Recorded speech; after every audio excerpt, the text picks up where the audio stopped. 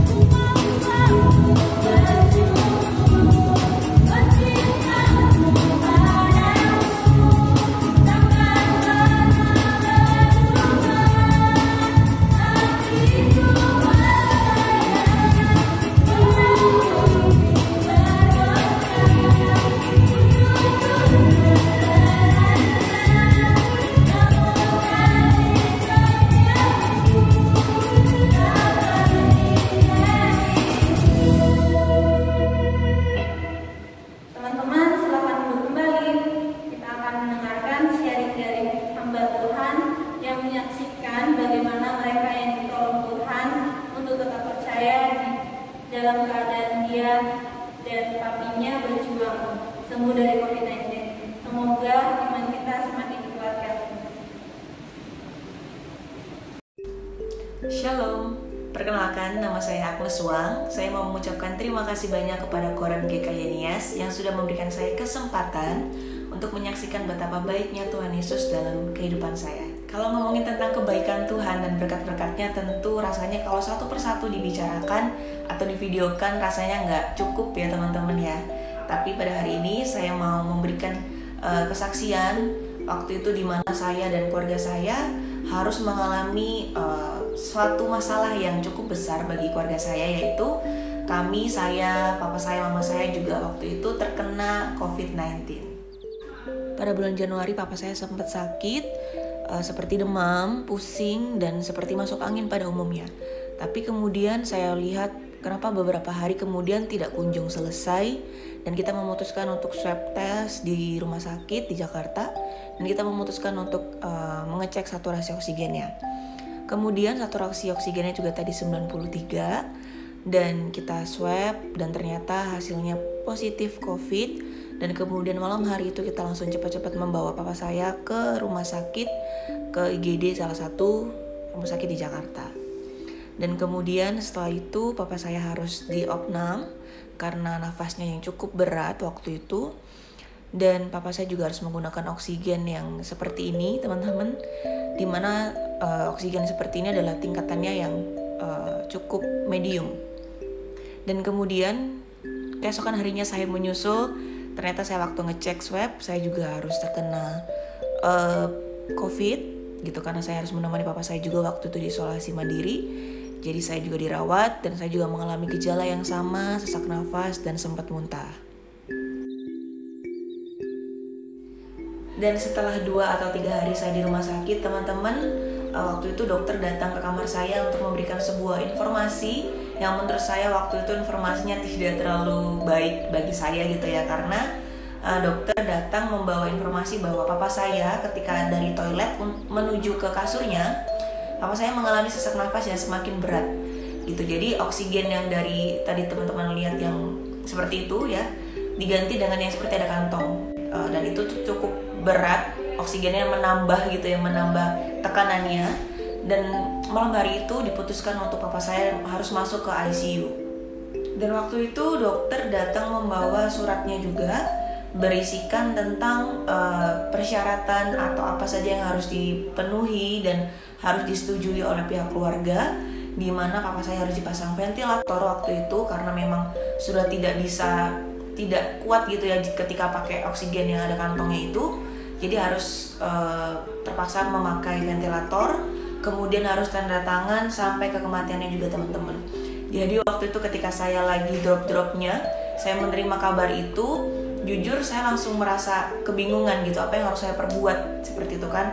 Apakah saya harus tanda tanganin ini? Apakah saya memang harus tetap percaya nih sama Tuhan? Nah, saya benar-benar kayak waktu itu pasrah gitu teman-teman. Dan saya juga bingung, tapi di dalam hati saya percaya gitu kalau bahwa Tuhan pasti bakal tolong.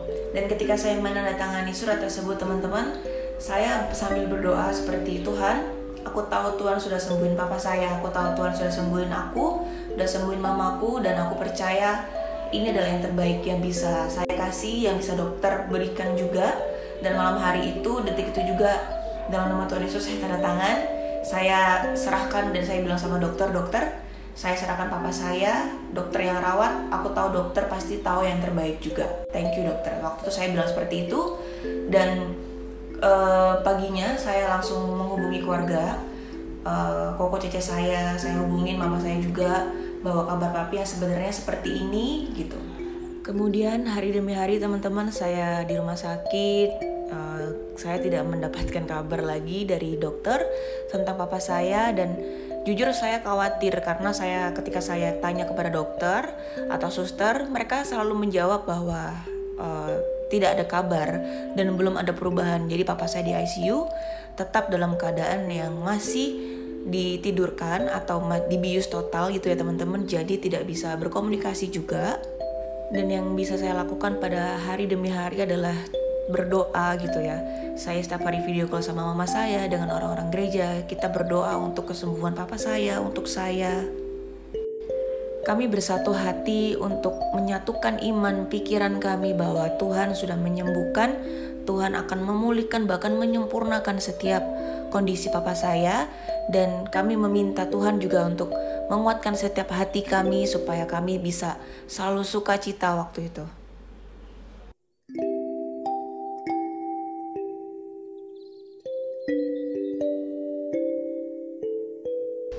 Dan waktu itu saya ingat sekali teman-teman, di mana H-3 sebelum papa saya ulang tahun yang ke-72 tahun, saya berdoa sama Tuhan seperti ini.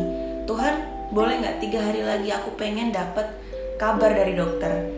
Walaupun kabarnya mungkin nggak baik ataupun baik, aku terima Tuhan. Aku mau dengar, karena 1 minggu aku udah dengar, udah tanya kabar sama dokter, tapi nggak ada kabar dan susah sekali untuk menghubungi ke ruangan ICU seperti itu. Jadi boleh nggak Tuhan, aku mau minta kabar aja dari dokter. Dan tolong Tuhan kuatkan aku, kuatkan keluarga aku yang mendengar kabar ini, karena aku tahu pasti kabar sukacita pasti kita terima. Dan puji Tuhan, Tuhan menjawab setiap doa-doa anak-anaknya. Dan tepat di hari ulang tahun papa saya mendapatkan kabar dari dokter bahwa papa saya masih dalam kondisi yang tidak sadarkan diri karena memang masih dibius total, namun masih bisa merespon setiap pembicaraan atau surat yang setiap hari saya tulis juga kepada papa saya. Itu seperti memberikan respon, menggerakkan tangan atau seperti mengangguk gitu ya teman-teman. Jadi ya saya cukup senang dan benar-benar thanks God gitu, karena Tuhan sudah menjawab. Dan ini adalah kado yang terindah yang pertama di hari ulang tahun papa saya mendapatkan kabar gitu. Dan setelah papa saya kurang lebih selama 1 bulan di ICU teman-teman, 1 minggu sekali saya sering datang ke ICU untuk menjenguk, menuliskan surat kepada papa saya. Dan memang waktu itu papa saya memang tidak mengalami yang namanya perkembangan yang cukup baik waktu itu. Bahkan dokter bilang papa saya hanya memiliki kesempatan hidup 20%. Namun entah dari mana kekuatan itu datang, saya percaya gitu bahwa Tuhan pasti akan menyembuhkan. Dan saya waktu itu berani bilang sama dokter, sama susternya bahwa it's okay dokter, gak apa-apa walaupun papa saya divonis untuk memiliki kesempatan hidup 20%, tapi saya percaya papa saya sembuh. Thank you dokter. Waktu itu saya bilang seperti itu teman-teman. Dan saya memutuskan untuk beriman kepada Tuhan bahwa 10 hari lagi papa saya akan keluar dari ICU. Dan tepat teman-teman, puji Tuhan, 10 hari saya mendapatkan kabar yang dari dokter bahwa papa saya boleh dipindahkan ke ruang isolasi mandiri. Oleh karena itu saya harus datang ke rumah sakit, diedukasi sama dokter untuk bagaimana saya harus merawat orang tua saya. Dan saya diharuskan untuk menjaganya selama 24 jam. Dan waktu saya menjaga papa saya di ruang isolasi mandiri, ini waktu itu saya juga masih baru banget keluar dari rumah sakit, tapi saya harus menjaga papa saya. Dan saya waktu itu bertekad bahwa ini adalah penghormatan atau penghargaan, rasa kasih sayang saya kepada orang tua saya. Saya buktikan dengan cara saya merawat papa saya yang baru keluar ICU ini dengan sekuat tenaga saya gitu ya. Walaupun saya memang harus baru banget sembuh, baru banget keluar dari rumah sakit dan memang masih positif COVID juga waktu itu, tapi puji Tuhan, Tuhan memberikan kekuatan, Tuhan memberikan keberanian, kesehatan. Benar-benar saya nggak ngerasakan sesak nafas, saya tidak merasakan yang namanya seperti apa ya teman-teman, lelah dan sebagainya. Tapi sukacita seperti itu melihat perkembangan papa saya. Bahkan dokter bilang kepada saya bahwa papa saya adalah pasien yang ajaib. Karena ketika di ventilator, papa saya itu tiba-tiba ventilatornya lepas sendiri tanpa dokter yang melepaskan. Dan dokter bilang kalau ini bukan perbuatan Tuhan, ini gak mungkin gitu. Karena seperti papa saya kan dibius, tapi ventilatornya bisa lepas sendiri dan papa saya bisa bernafas seperti normal gitu teman-teman. Dan itulah saya bilang kayak thanks God, memang apa yang Tuhan kerjakan itu di luar akal manusia dan memang inilah yang terjadi gitu. Tuhan bekerja, Tuhan benar-benar menyatakan mujizatnya, menyatakan kebaikannya bagi keluarga kami. Lagi dan lagi Tuhan nyatakan itu. Bahkan papa saya sekarang menjadi kesaksian yang hidup bagi banyak orang, bisa menguatkan teman-teman ya, bisa menguatkan orang lain yang mengalami COVID juga teman-teman. Dan walaupun memang harus banyak latihan juga ya Papa saya di rumah, latihan berjalan, latihan untuk makan, latihan untuk pergi ke toilet, karena waktu itu juga masih yang harus menggunakan oksigen, menggunakan kateter ya teman-teman untuk kencingnya atau untuk buang air besarnya.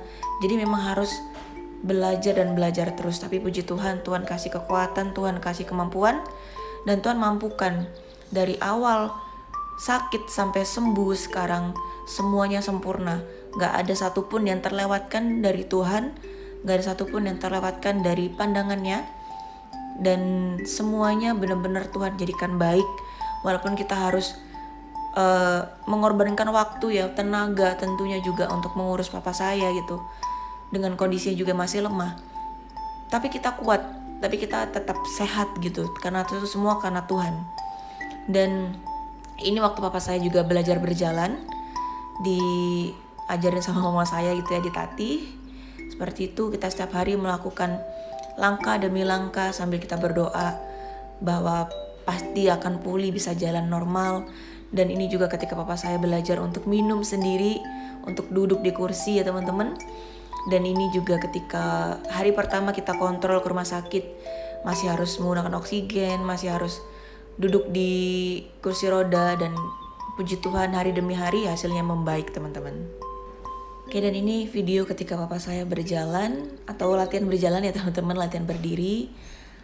Selangkah demi selangkah kita terus latih supaya kakinya, otot-otot kakinya pun bisa berjalan dan bisa berfungsi seperti sedia kala. Ya, dan ini teman-teman adalah video di mana papa saya pertama kali khotbah pasca COVID, dan puji Tuhan nafasnya sudah mulai normal kembali, sudah bisa berjalan dengan normal, bahkan sudah bisa berkhotbah juga ya teman-teman, bisa seperti ini juga olahraga setiap pagi, berjemur, dan apa yang dokter bilang 20% kesempatan hidupnya, tapi biarlah dokter berkata apa, tapi kita tetap percaya bahwa Tuhan pemilik kehidupan kita, anak-anaknya, dan Tuhan punya rencana yang indah buat segala hal yang boleh terjadi dalam kehidupan kita teman-teman. Dan buat teman-teman yang hari ini sedang mengalami kesulitan, sedang menunggu mujizat daripada Tuhan, tetap percaya, tetap ubah mindset kita, dan tetap beriman bahwa segala sesuatu sudah Tuhan nyatakan gitu. Tetap percaya gitu bahwa Tuhan tuh sudah menebus, sudah mengangkat segala sakit penyakit kita, bahkan keluarga kita di atas kayu salib. Artinya siapapun yang hari ini sedang sakit, Tuhan sudah sembuhkan. Hanya iman kita yang perlu kita kuatkan kembali bahwa semuanya sudah sembuh karena Tuhan sudah mengorbankan, Tuhan sudah mengangkat segala sakit penyakit kita di atas kayu salib, dan kita sudah sembuh.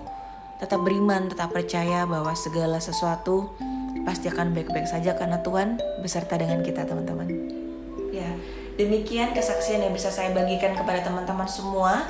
Dan untuk sebagai penutupnya, tetap percaya teman-teman, mungkin sekarang kita lagi mengalami beban berat, lagi mengalami suatu pergumulan yang bagi kita kayaknya aku gak kuat Tuhan. Tapi percayalah teman-teman, selama kita mengalami beban berat, it's okay. Kenapa? Karena kita mengalaminya di dalam Tuhan. Coba bayangin kita mengalami beban berat, tapi kita ada di luar Tuhan. Mungkin kita udah gak kuat, mungkin kita akan menyerah, kita benar-benar putus asa. Tapi selama kita sedang mengalami beban berat itu, tapi di dalam Tuhan, kita pasti kuat. Kita pasti tetap bisa melewati segala sesuatunya, karena Tuhan beserta dengan kita. Terima kasih, Tuhan berkati, Shalom. Shalom teman-teman yang terkasih, pada saat ini kita akan bersama-sama mendengarkan kebenaran firman Tuhan. Mari kita bersatu di dalam doa. Bapa di surga, kami mengucap syukur untuk kesempatan yang Kau berikan kepada setiap kami untuk boleh mendengarkan akan firman-Mu pada hari ini. Engkau berkati dan pimpin setiap kami supaya kami boleh memahami akan firman-Mu yang akan kami dengarkan. Engkau berkati juga hamba-Mu yang akan menyampaikan firman-Mu. Biarlah kuat kuasa Roh Kudus-Mu yang boleh memberkati dan memimpin hamba-Mu, sehingga setiap apapun yang Ia sampaikan boleh berkenan di hadapan-Mu. Terima kasih Bapa di surga, di dalam nama anakmu Yesus Kristus kami berdoa dan mengucap syukur. Amin. Teman-teman yang terkasih, kasih, beberapa waktu terakhir ini ada satu lagu yang sangat memberkati kehidupan saya. Lirik daripada lagu tersebut berkata demikian: "Bila engkau tak besertaku, ku tak mau berjalan sendiri. Ku perlu Tuhan pimpin langkahku dengan kasih karunia-Mu."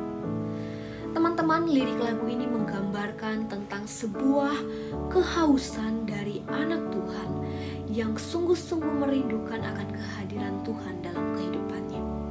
Dan ini menunjukkan betapa pentingnya kehadiran Tuhan itu dalam kehidupan setiap orang percaya. Betapa berartinya sebuah kehadiran Tuhan di dalam kehidupan setiap kita. Kehadiran Tuhan tidak dapat digantikan oleh apapun, bahkan oleh kenikmatan duniawi sekalipun. Hal yang demikian pun pernah dialami oleh Musa dan bangsa Israel ketika mereka disuruh oleh Allah untuk pergi ke tanah perjanjian, tapi tanpa kehadirannya. Saya mengajak kita semua untuk boleh membuka Keluaran pasal 33 ayat yang pertama hingga ayatnya yang ke-17. Saya akan membacakannya untuk kita sekalian. Berfirmanlah Tuhan kepada Musa, "Pergilah berjalan dari sini engkau dan bangsa itu yang telah kau pimpin keluar dari tanah Mesir, ke negeri yang telah kujanjikan dengan sumpah kepada Abraham, Ishak dan Yakub. Demikian, kepada keturunanmu lah akan kuberikan negeri itu. Aku akan mengutus orang malaikat berjalan di depanmu dan akan menghalau orang Kanaan, orang Amori, orang Het, orang Feris, orang Hewi dan orang Yebus, yakni ke suatu negeri yang berlimpah-limpah susu dan madu. Sebab aku tidak akan berjalan di tengah-tengahmu, karena engkau ini bangsa yang tegar tengkuk, supaya aku jangan membinasakan engkau di jalan." Ketika bangsa itu mendengar ancaman yang mengerikan ini, berkabunglah mereka dan seorang pun tidak ada yang memakai perhiasannya. Berfirmanlah Tuhan kepada Musa, "Katakanlah kepada orang Israel, kamu ini bangsa yang tegar tengkuk.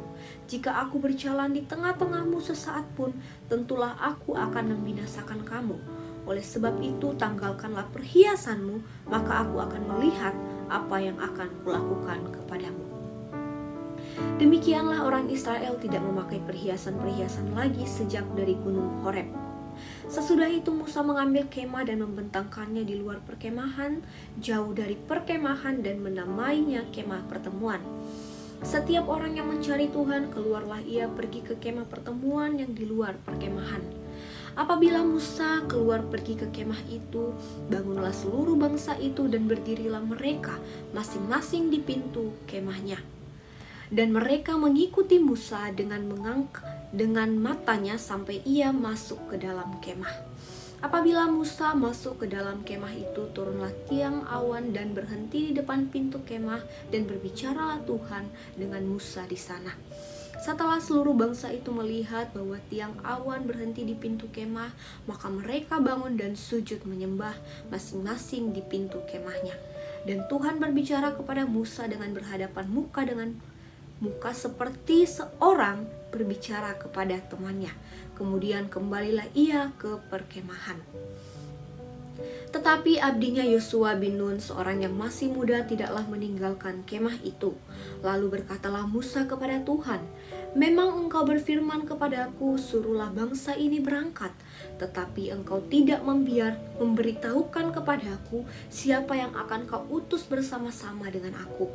Namun demikian engkau berfirman, aku mengenal namamu dan juga engkau mendapat kasih karunia di hadapanku. Maka sekarang jika aku kiranya mendapatkan kasih karunia di hadapanmu, beritahukanlah kiranya jalanmu kepadaku, sehingga aku mengenal engkau, supaya aku tetap mendapat kasih karunia di hadapanmu. Ingatlah bahwa bangsa ini adalah umatmu." Lalu ia berfirman, "Aku sendiri hendak membimbing engkau dan memberikan ketentraman kepadamu." Berkatalah Musa kepadanya, "Jika engkau sendiri tidak membimbing kami, janganlah suruh kami berangkat dari sini.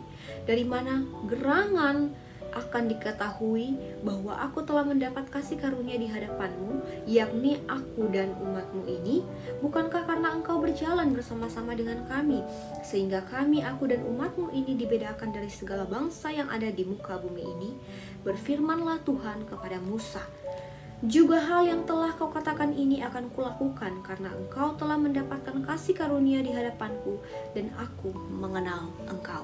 Demikian pembacaan firman Tuhan. Berbahagialah setiap kita yang mendengarkan dan melakukan firman ini dalam kehidupan kita sehari-hari. Teman-teman yang terkasih, seperti yang saya katakan tadi, bahwa pada waktu itu Allah menyuruh bangsa Israel dan Musa untuk pergi menuju tanah perjanjian. Sebuah tanah yang sangat indah karena dikatakan berlimpah-limpah susu dan madu. Maksudnya seperti apa? Istilah susu dan madu ini memperlihatkan sebuah istilah yang menggambarkan simbol prosperity atau kemakmuran dan abundance atau kelimpahan. Bukankah ini merupakan suatu hal yang luar biasa kepada mereka ketika Allah menyuruh mereka untuk pergi ke tanah perjanjian? Bahkan di sana Allah berjanji akan mengutus malaikatnya untuk berjalan di depan mereka dan menghalau seluruh musuh-musuh mereka agar mereka bisa sampai ke tanah perjanjian yang penuh dengan kemakmuran dan kelimpahan ini. Bayangkan saja setelah mereka melewati berapa tahun, ratus tahun yang begitu berat di Mesir, dan mereka harus berpindah-pindah ketika mereka keluar dari Mesir, dan saat ini mereka akan segera menuju ke tanah perjanjian yang penuh dengan kemakmuran dan kelimpahan. Sungguh ini suatu hal yang luar biasa, bukan, yang Tuhan berikan dalam hidup mereka. Namun teman-teman yang terkasih, ternyata pernyataan Allah tidak berakhir di sana. Allah kemudian menyampaikan hal lain kepada Musa di ayat yang ketiga-B, bahwa Dia tidak akan berjalan bersama-sama dengan mereka. Allah memang mengatakan bahwa Ia akan mengutus malaikatnya berjalan dengan mereka, tetapi tidak dengan kehadirannya. Dia tidak akan berjalan di tengah-tengah orang Israel untuk menuju tanah perjanjian ini. Dikatakan di sana, sebab aku tidak akan berjalan di tengah-tengahmu karena engkau ini bangsa yang tegar tengkuk, supaya aku jangan membinasakan engkau. Teman-teman, hal ini sungguh memperlihatkan keadaan yang sangat ironi, bukan? Bahwa Allah memberikan segala hal yang mereka inginkan. Allah memberikan berkat-berkat yang mungkin selama ini mereka nantikan, mereka harapkan, tetapi tidak dengan kehadirannya, tetapi tidak dengan Allah berjalan bersama-sama dengan mereka. Keadaan ini mungkin lantas membuat kita bertanya, sesungguhnya hal apa yang membuat Allah kemudian tidak mau berjalan di tengah-tengah bangsa yang tegar tengkuk ini? Jika kita melihat kembali di pasal yang ke-32, maka kita akan menemukan bahwa orang Israel lebih dulu sebenarnya telah meninggalkan Allah, karena mereka membuat anak lembu emas bagi mereka, sementara Musa pada saat itu tengah berada di atas gunung Sinai. Mereka membuat anak lembu emas yang berarti Allah yang akan mereka sembah. Mereka melakukan penyembahan berhala dan meninggalkan Tuhan Allah pada saat itu. Hal itulah yang membuat Allah pada saat itu murka kepada mereka, sehingga di pasal yang ke-33 ini kita melihat ketika Allah menyuruh mereka untuk pergi ke tanah perjanjian, Allah tidak mau berjalan bersama dengan mereka. Teman-teman yang terkasih, ketika bangsa Israel mendengar hal tersebut, maka mereka meresponinya dengan benar, yaitu dengan berkabung di hadapan Allah. Kalau kita melihat ayat 4 dan ayat ke-5 dikatakan di sana, ketika bangsa itu mendengar ancaman yang mengerikan ini, berkabunglah mereka dan seorang pun tidak ada yang memakai perhiasannya. Lalu berfirmanlah Tuhan kepada Musa, katakanlah kepada orang Israel, kamu ini bangsa yang tegar tengkuk. Jika aku berjalan di tengah-tengahmu sesaat pun, tentulah aku akan membinasakan kamu. Oleh sebab itu, tanggalkanlah perhiasanmu, maka aku akan melihat apa yang akan kulakukan kepadamu. Teman-teman yang terkasih, di sini mereka meresponi dengan benar apa yang Tuhan katakan kepada mereka. Mereka meresponinya dengan berkabung. Mereka tidak tergiur sama sekali dengan berkat atau kelimpahan yang disampaikan Allah sebelumnya kepada mereka, yaitu untuk pergi ke tanah perjanjian tanpa kehadiran Allah. Mereka sama sekali tidak tergiur dengan berkat tersebut, teman-teman. Tetapi mereka justru menyesali diri mereka karena ketidaktaatan mereka di hadapan Allah, sehingga hal itu membuat Allah murka kepada mereka, sampai Allah tidak mau hadir bersama-sama dengan mereka menuju tanah perjanjian itu. Kata ancaman yang disampaikan di ayat 4 ini memperlihatkan suatu bencana yang besar, yang mereka maknai bencana yang sangat besar dalam kehidupan mereka. Oleh sebab itu mereka cepat-cepat meresponi hal ini dengan benar di hadapan Allah. Mereka dikatakan berkabung, bahkan menanggalkan perhiasan-perhiasan mereka. Teman-teman yang terkasih, mereka berkabung dan tidak ada lagi yang memakai perhiasan. Tindakan ini menanggalkan perhiasan merupakan suatu tindakan yang menandakan suatu sikap penyesalan dan pertobatan yang luar biasa besar dari diri bangsa Israel pada saat itu. Perhiasan-perhiasan yang mereka miliki ini adalah perhiasan-perhiasan yang mereka dapat ketika mereka keluar dari Mesir. Dan perhiasan-perhiasan itu seharusnya mereka gunakan untuk membangun bait Allah. Tetapi karena ketidaktaatan mereka, akhirnya mereka membuat anak lembu emas dari perhiasan-perhiasan tersebut. Sehingga ketika mereka tahu Allah murka kepada mereka, maka mereka pun meninggalkan atau menanggalkan segala perhiasan-perhiasan itu. Dan mereka benar-benar ingin menanggalkan segala sikap idolatry mereka atau penyembahan berhala mereka dan menyesalinya dan kembali kepada Allah. Teman-teman yang terkasih, tidak hanya bangsa Israel, tetapi Musa pun pada saat itu memberikan satu respon yang benar. Jika kita melihat pada ayat yang ke-15, maka jelas sekali Musa mengatakan di sana, jika engkau sendiri tidak berjalan atau tidak membimbing kami, janganlah suruh kami berangkat dari sini. Di ayat yang ke-15 ini, Musa sungguh-sungguh memberikan respon yang benar kepada Allah. Jika engkau Allah tidak mau membimbing kami, maka jangan suruh kami untuk berjalan atau untuk pergi ke tanah perjanjian itu.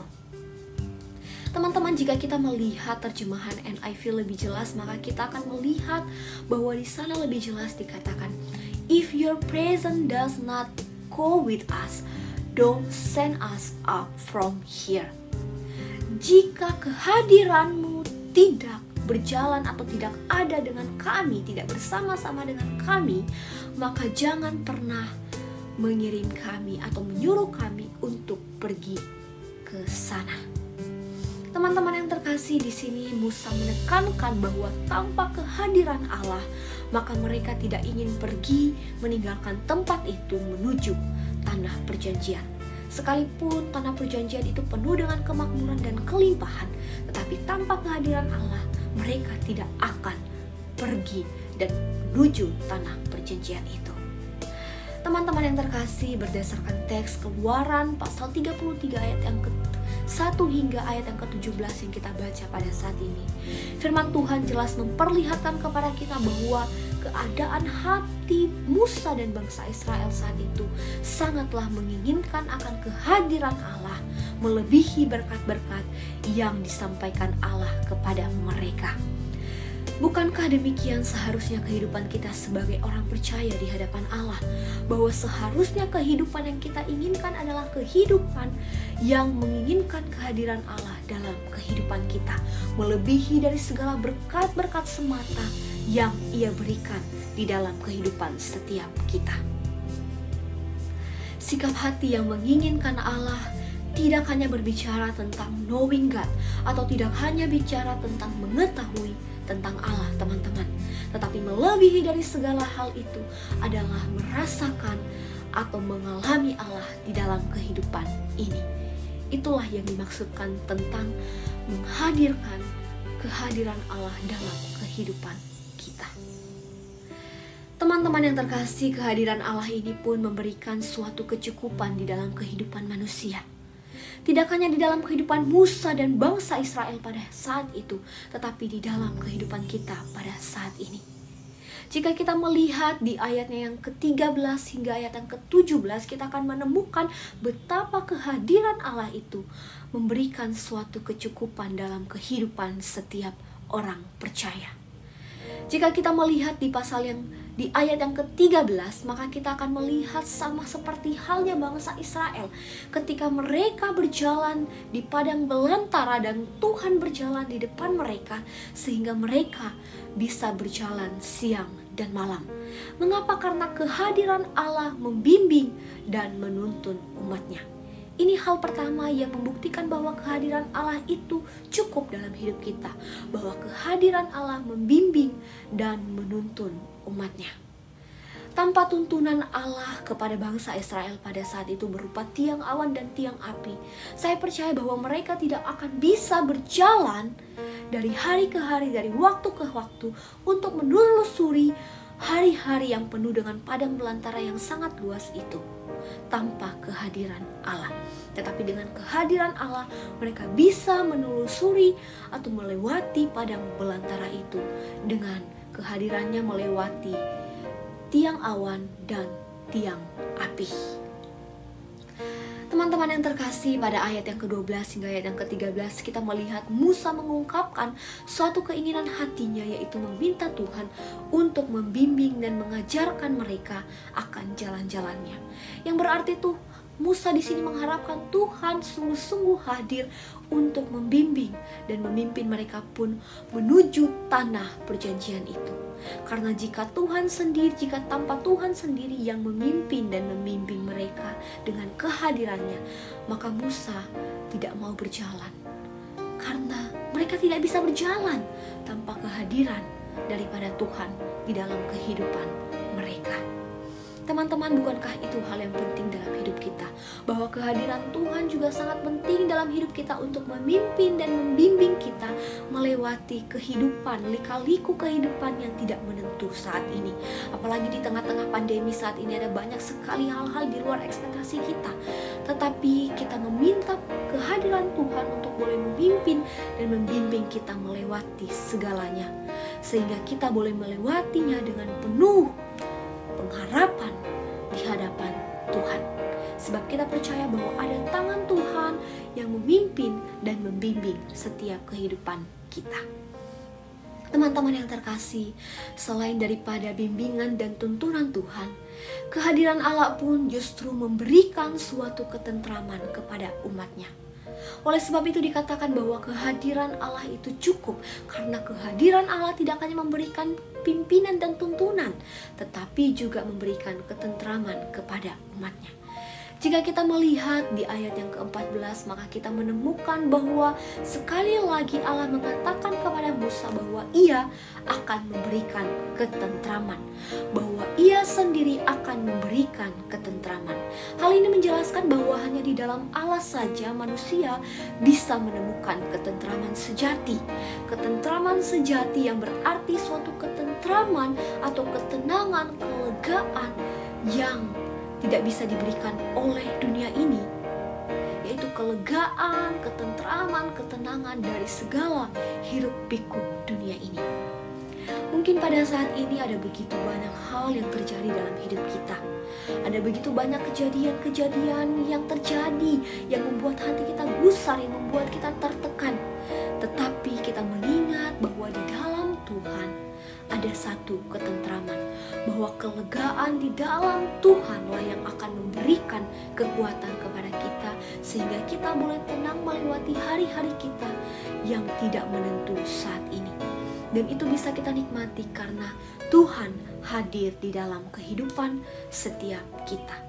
Oleh sebab itu kita bisa mengatakan kehadiran-Mu cukup bagi kami Tuhan di masa-masa saat ini. Karena kehadiran-Mu tidak hanya membimbing dan menuntun kami, tetapi juga memberikan kelegaan kepada setiap kami. Teman-teman yang terkasih, hal terakhir daripada kehadiran Allah yang memberikan kecukupan dalam kehidupan setiap umatnya adalah karena kehadiran Allah ini sungguh merupakan kasih karunia yang tak tergantikan. Pada ayat yang ke-16 kita melihat Musa dengan jelas mengatakan demikian. Dari manakah gerangan akan diketahui bahwa aku telah mendapat kasih karunia di hadapanmu, yakni aku dan umatmu ini? Bukankah karena engkau berjalan bersama-sama dengan kami, sehingga aku dan umatmu ini dibedakan dari segala bangsa yang ada di muka bumi ini? Teman-teman yang terkasih, di sini Musa menyadari penuh bahwa kasih karunia itu merupakan kasih karunia yang diberikan oleh Allah kepada mereka, yang mereka peroleh karena Allah hadir bersama-sama dengan mereka, dan kasih karunia itulah yang membedakan mereka daripada bangsa-bangsa lain. Hal inilah yang membuktikan bahwa kehadiran Allah cukup dalam hidup kita, karena kehadiran Allah memberikan satu kasih karunia yang tak tergantikan dalam kehidupan kita sebagai orang percaya, yang sehingga membedakan kita pun dari orang-orang di luar sana. Sekali lagi, apalagi di tengah-tengah kehidupan kita pada saat ini, di tengah-tengah pandemi, di tengah-tengah mungkin kegalauan, kerisauan hati kita pada saat ini, kita menemukan ada satu kasih karunia yang Tuhan berikan dalam hidup kita, yang memberikan satu kekuatan dan pengharapan. Dan itu kita peroleh ketika Tuhan hadir dalam hidup kita. Teman-teman yang terkasih, istilah kasih karunia ini meringkas suatu anugerah kebaikan Allah yang begitu besar dalam kehidupan umatnya. Di dalam perjanjian baru, Allah mengatakan bahwa firman itu telah menjadi manusia dan diam di antara kita. Dan kita telah melihat kemuliaannya itu, dan kemuliaannya itu telah diberikan kepadanya sebagai anak tunggal Bapa, penuh kasih karunia dan kebenaran. Ini merupakan suatu dinamika kehidupan, teman-teman. Dinamika kehidupan orang percaya bahwa ada banyak hal yang terjadi, tetapi di dalam segala hal itu kita merasakan bahwa ada kasih karunia yang Tuhan berikan dalam kehidupan setiap kita. Ini karena kehadiran Allah ada di dalam hidup kita, karena Allah sungguh-sungguh mau berjalan dalam hidup kita.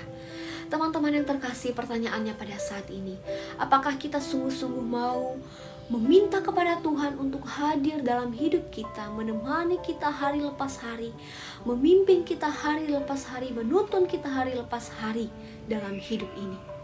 Atau kita mengatakan, Tuhan, kehadiran-Mu tidak berarti untukku, tetapi yang berarti adalah kenikmatan dunia yang sebentar saja akan fana.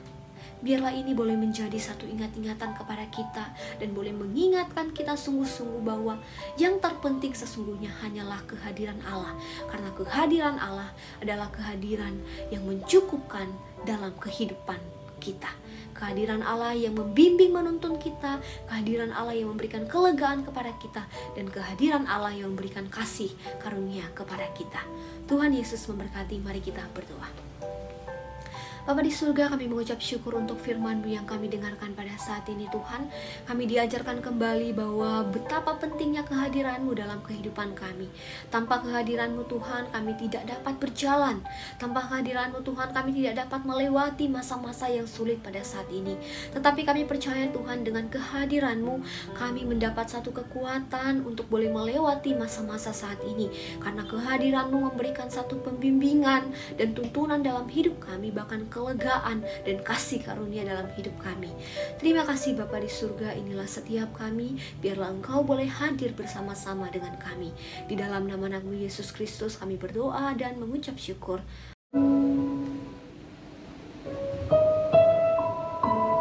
Teman-teman, kadang kita merasa bahwa kita bisa melewati hari-hari kita tanpa Tuhan, dengan hidup semaunya kita. Tetapi terkadang sikap kita yang seperti ini akan membawa kita menjalani hidup tanpa arah. Mari kita terus berjalan bersama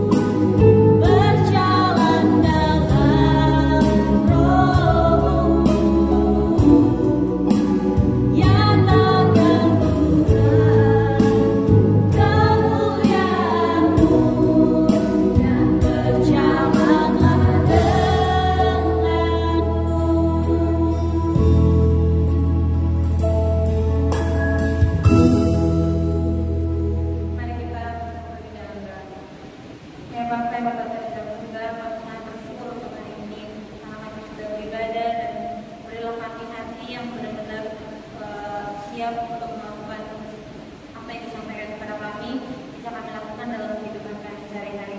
Dalam nama Tuhan Yesus kami berdoa dan ucap syukur. Haleluya, amin. Ibadah kita sudah selesai, teman-teman.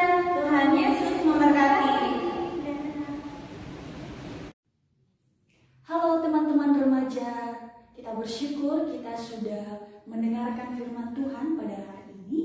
Nah teman-teman, kiranya firman Tuhan, kesaksian dari Guru Injil Agnes Wang, dan juga firman Tuhan yang disampaikan oleh Guru Injil Lady menjadi kekuatan baru dalam kita menghadapi masa-masa sekarang ini.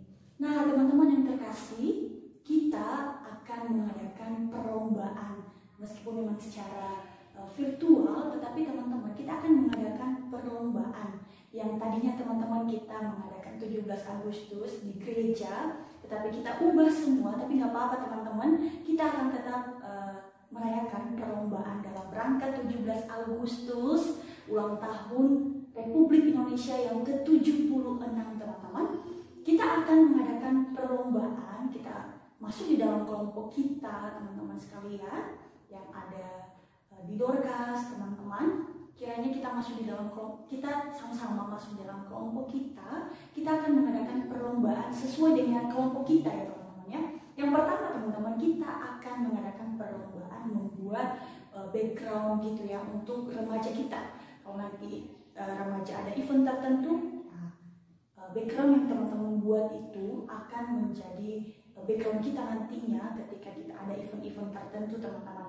Nah persyaratannya teman-teman, kita akan membuat background itu teman-teman dari alat-alat bekas gitu ya teman-teman ya. Kita mendaur ulang dan itu akan menjadi nilai yang sangat berharga. Itu satu penilaian. Kemudian juga dinilai kerjasama dari teman-teman semuanya tentunya ya di dalam kelompok. Kiranya teman-teman untuk info selanjutnya nantinya untuk hal-hal yang kalian gunakan bisa menghubungi pengurus ya, Tere, Menius dan juga Agus teman-teman. Kiranya perlombaan ini membuat kita semakin mencintai Indonesia gitu ya. Dalam rangka 17 Agustus ini kita penilaiannya teman-teman ingat kita memakai barang-barang bekas ya, dan jadikanlah itu nilai-nilai yang berharga. Miss tahu teman-teman semua sangat kreatif.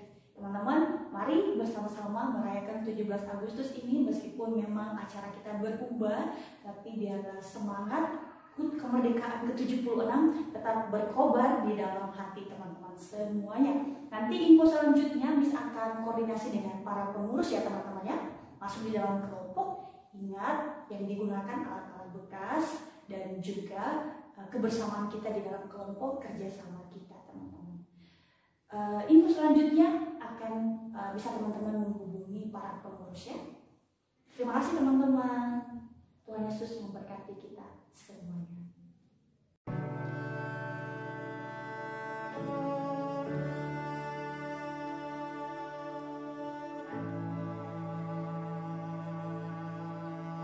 Come on, we sing together.